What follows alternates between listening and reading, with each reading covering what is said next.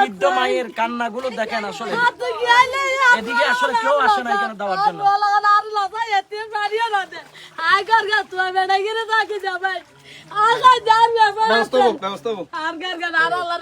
ইনশাআল্লাহ আমরা আসছি, ইনশাআল্লাহ যতটুকু পারি আমরা চেষ্টা করব ইনশাআল্লাহ। দেখছেন আমি বারবার আপনাদেরকে বলছি দেশবাসী আপনারা টিনের ব্যবস্থা করেন, যাতে অন্ততপক্ষে টিন দিয়ে তারা পুনর্বাসন করতে পারে, ঘরগুলো তৈরি করতে পারে ইনশাআল্লাহ ইনশাআল্লাহ ইনশাআল্লাহ।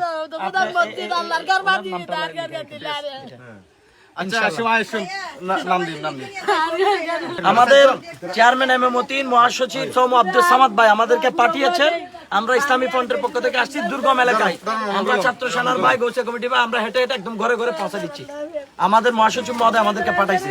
আমরা ওই রকম না, দিতে না পারলে প্রতিশ্রুতি ওইটা আমাদের দোয়া রাখবেন ইনশাআল্লাহ। আসসালামু আলাইকুম ওয়া রাহমাতুল্লাহ। প্রিয় দেশবাসী, আজকে আমরা এসেছি কাথুরিয়াতে, কাথুরিয়া নেকা পাশের কাথুরিয়া ইউনিয়নে। এখানে একেবারে আমরা ভিতরে এসেছি। এখানে কোনো ধরনের ত্রাণ এখনো পর্যন্ত পৌঁছায় নাই।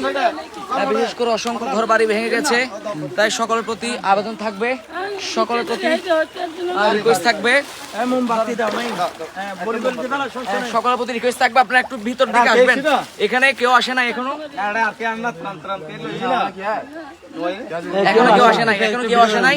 সেজন্য আপনারা যারা ত্রাণ নিয়ে আসছেন একটু চেষ্টা করুন ভিতরে আসার জন্য। আজকে আমাদের অসংখ্য গস কমিটির ভাইয়েরা, ছাত্র সেনার ভাইয়েরা, আমাদের ইনাম রাজা হুজুর সহ আজকে আমরা আপনারা ভিতরে একটু ভিতরে আসার চেষ্টা করবেন। আর বিশেষ করে এগুলা আমাদের পক্ষ থেকে রাখেন। এরপরে আপনার